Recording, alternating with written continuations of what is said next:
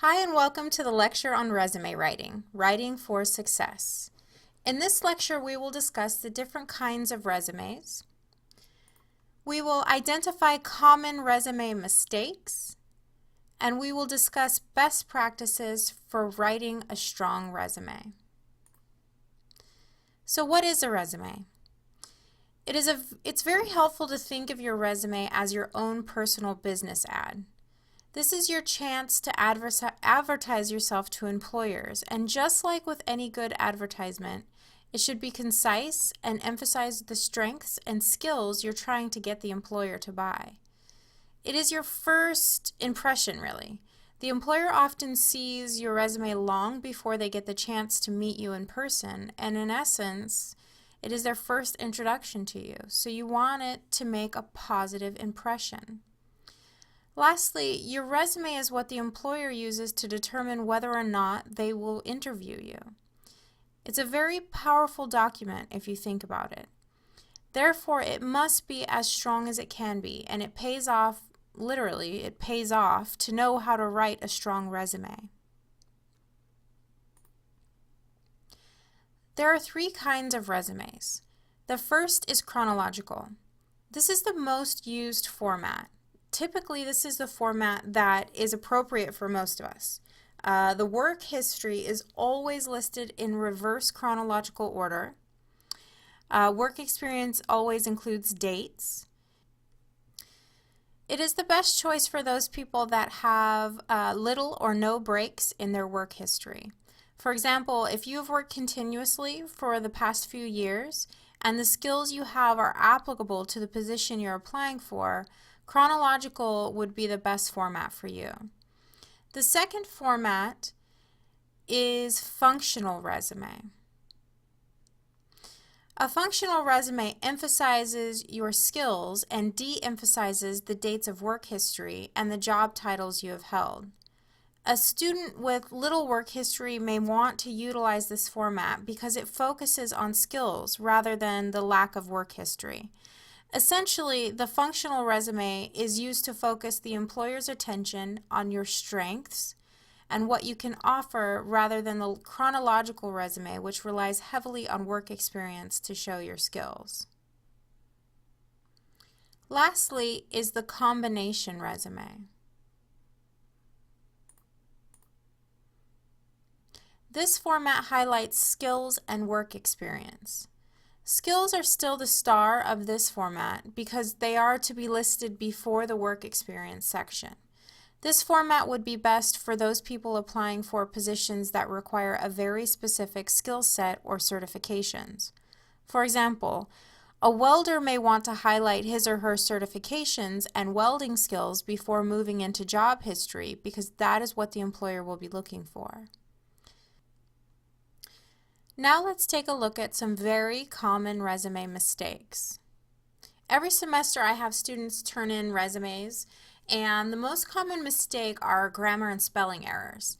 This is a very easy way for employers to weed your resume out of the sack, so to speak, because it communicates that you did not take the time to put into the resume, to take the resume seriously.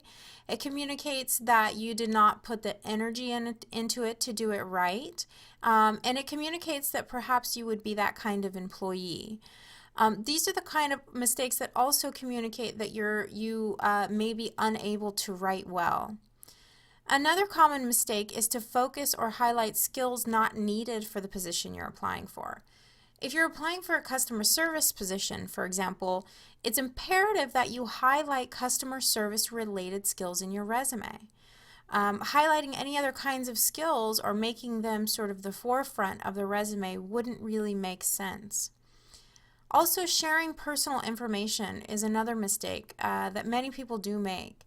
You should not include personal information such as birth date, marital status, or how many children you have. I know this sounds a bit funny, but I have seen students do it. The reason you never want to include information like this is that you don't want to allow for a potential employer to discriminate against you for any reason, such as your age. Including a hobbies section is really common in resume writing, and it's also another mistake.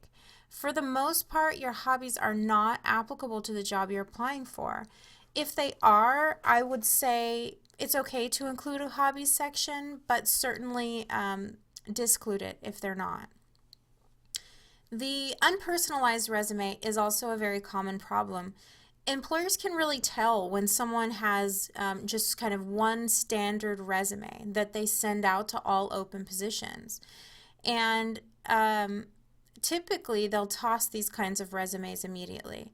Your resume must be tailored to each job you apply for.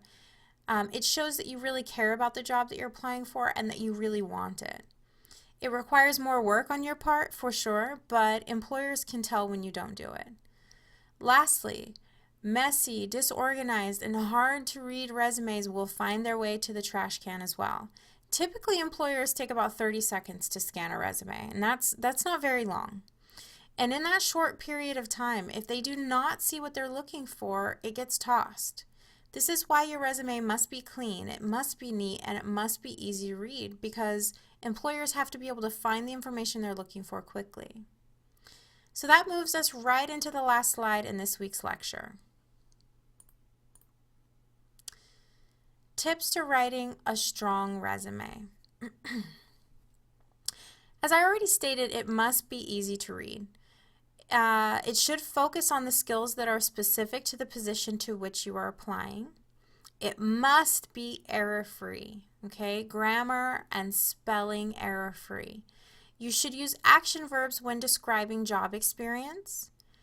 You should incorporate words and phrases directly from the job description. So one way to do this is to go through and highlight needed skills in the job description and incorporate those into your resume. Using bullets is also a really easy way to make your resume look clean and to guide the eye to important information. Your resume should be one page. Really, really important here. Your resume should be one page, 2 pages at most if necessary.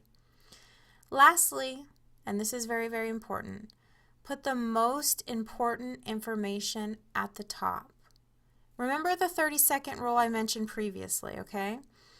If that's true, if it's true that employers take about 30 seconds to scan a resume, then you want the first information that they see to be the most relevant, right? You want the first information that they see to be the most important in determining whether or not they're going to interview you. If it's your education that's the most important, you put it first. If it's your skills that you need to highlight, you put them first. If it's your work history, you put that first. I think you guys get the idea. Have a great week. Talk to you soon.